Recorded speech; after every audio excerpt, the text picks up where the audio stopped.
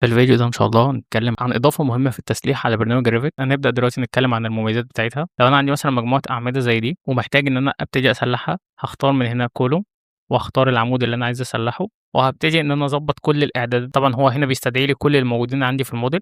ممكن برضه من هنا أختار شكل الكانات، ومن هنا أقدر إن أنا أختار الshape اللي أنا محتاجه، ولو أنا عندي hook ممكن من هنا أختار شكل الhook سواء في الstart أو في الend، ومن هنا ممكن أبتدي إن أنا أختار التوزيع بتاع الكانات. هل أنا محتاجه نسبة والّا محتاج إن هو يبقى length؟ يعني ممكن مثلًا أبقى محتاج أول متر وآخر متر يبقوا تكثيف والباقي يبقى عادي، أو لو أنا محتاج إن أنا أقسّمهم نسب، محتاج مثلًا تِلت والتِلت، ومن هنا أقدر إن أنا أتحكم في الspacing بتاعة التكثيف. تمام، وهالاقي إن هنا هو حاطط لي صورة أو شكل توضيحي بيوضح لي هي فين S1 وS2 وS3 وL1 وL2 وL3.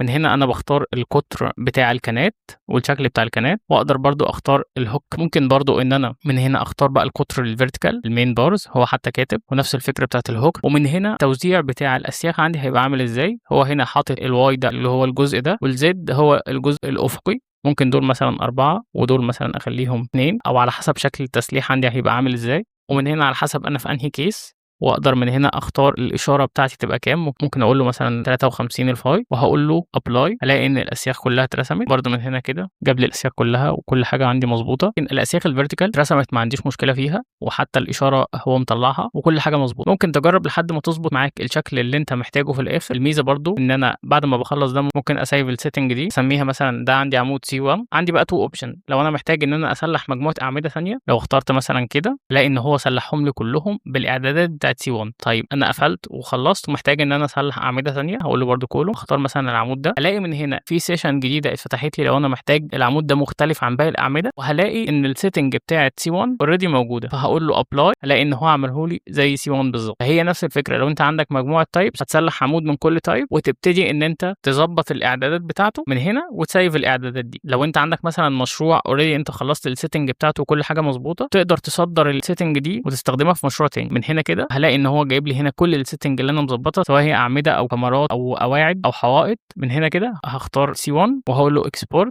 هالاقي إن هو صدّر لي النموذج ده. طيب أنا ممكن مثلًا لو قفلت الفايل، تمام، أنا هامسح الsetting بتاعة C1، هاقول له apply، هالاقي إن هنا ما عنديش حاجة. أنا بقى محتاج أسلّح دول C1، أو زي ما أنا قُلت في الأول لو أنا داخل على مشروع جديد وalready الsetting دي معايا من مشروع تاني، نفس الoption ده بس هاقول له import. هاختار من هنا الفايل اللي أنا صدّرته، هالاقي إن هو جايب لي كل الtypes اللي عندي. لو أنا عايز أستدعيهم كلهم هافعّل الcheck box وهاقول له import، وأقدر من هنا إن أنا أخش على الcolumn، هالاقي إن C1 هنا ظهر، أقول له apply، هالاقي إن كل حاجة عندي بقت تمام. لو أنا محتاج إن أنا أرسم الأشاير بتاعة الأعمدة، هاقدر من connection إن أنا أختار السطح المتقاطع مع القاعدة، وبعدين أختار القاعدة وأختار من هنا الشكل اللي أنا عايزه. أنا مثلًا عايز الشكل ده. أهم حاجة ممكن أنا أركّز عليها الO دي اللي هي طول الإشارة، أنا محتاج إن هي تبقى متر مثلًا، واختار من هنا القطر، وهنا برضه فكرة عدد الأسياخ، وهاقول له apply، هالاقي إن هم بالشكل ده تمام وضبّط كل حاجة. أقدر لو أنا محتاج إن أنا أعدّل عليهم ما فيش مشكلة، ولكن هم كلهم اترسموا. نفس الفكرة بقى أقدر إن أنا أعمل save للsetting دي. طب لو أنا مثلًا في العمود في الtemplate بتاعة C1 أنا محتاج إن أنا أعدّل حاجة، هاقول له مثلًا دول بقوا 6 أسياخ، تمام، وهاقول له apply. الكاميرات نفس الفكرة، تقدر برضه إن أنت تضبّط كل الإعدادات بتاعتك بنفس الfeatures اللي موجودة في الأعمدة تقريبًا، هي باختلاف طبيعة التسليح في كل element. فهي إضافة كويسة بتساعد في modeling التسليح على الRevit.